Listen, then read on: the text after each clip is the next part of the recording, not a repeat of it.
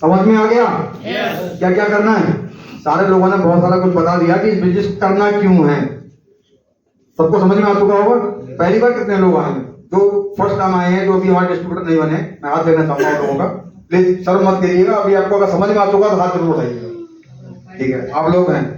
मैं थोड़ा सा कुछ एग्जाम्पल्स के साथ बात करूंगा।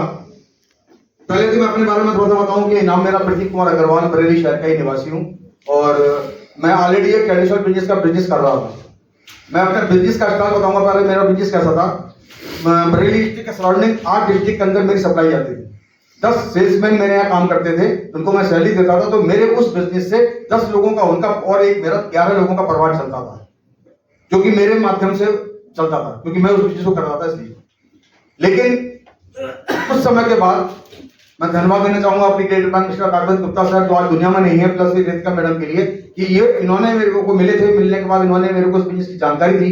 पहले मैंने डिनाई कर दिया, मैंने मना कर दिया उनको इस चीज को करने के लिए, क्योंकि मैं व्यापार भी अपना कर रहा था, समय भी नहीं था, पैसा अच्छा खासा कमा रहा था, व्यापार मंडल का मैं सेक्रेटरी भी था बरेली के अंदर। तो ये सारी चीजें मेरे को थी। मैं इस बिजनेस को बहुत ही गलत समझता था, क्योंकि ये फेस वैल्यू को खराब करने वाला बिजनेस मैं मानकर चलता था। क्योंकि बहुत सारे एग्जाम्पल मैंने मार्केट में देखे थे और मार्केट में लोग मिलते थे तो पता तरह तरह की बातें पता चलती थी।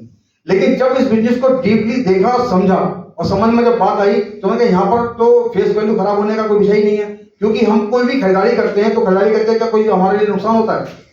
होता है क्या? और सामने वाले को भी हम क्या करवाएंगे?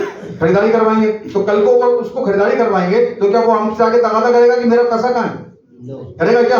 तो पहले तो समझने का विषय ये है कि जो नेटवर्क मार्केटिंग है, नेटवर्क मार्केटिंग का मतलब ये है कि जो भी काम हम करते हैं उस काम को नेटवर्क बना के अगर हम काम को करते हैं, हमारा सेल्स वॉल्यूम बढ़ता है, हमारे सेल्स काउंटर बढ़ते हैं, हमारे सेल्स पर्सन बढ़ते हैं। इसकी वजह से हमारी सेल ज्यादा होती है। जब सेल ज्यादा होगी तो प्रॉफिट ज्यादा आएगा। सीधा सा फंडा ये है इस बिजनेस का करने का। लेकिन लोगों ने नेटवर्क मार्केटिंग को अलग तरीके से उन्होंने डिजाइन किया, अलग तरीके से मार्केट में उतारा और लोगों को उन्होंने नुकसान पहुंचाया। उसको नुकसान पहुंचाना सीधा मनी लॉन्ड्रिंग इसको कहते हैं। पैसा दो, पैसे से पैसा मिलेगा, लेकिन मिलेगा, मिलता नहीं था। वही लोगों को नुकसान हुआ। जब मैंने समझा, मैं भी यही समझता था, जब मैंने इसको समझा, समझ में आया, मैंने 30,000 रुपए से खरीदारी करके बिजनेस को स्टार्ट किया। आज आपके सामने, आज अगर मैं बात करूं तो वहां 11 लोग मेरे मिला के काम कर रहे थे। आज मेरे साथ इस बिजनेस के अंदर 5,000 से ज्यादा का मेरा अपना नेटवर्क है और उस नेटवर्क के माध्यम से अगर मैं बात करूं, आज यहाँ पर मेरे जो रैंक होल्डर है TC टू ITC 55 से ज्यादा लोग हैं।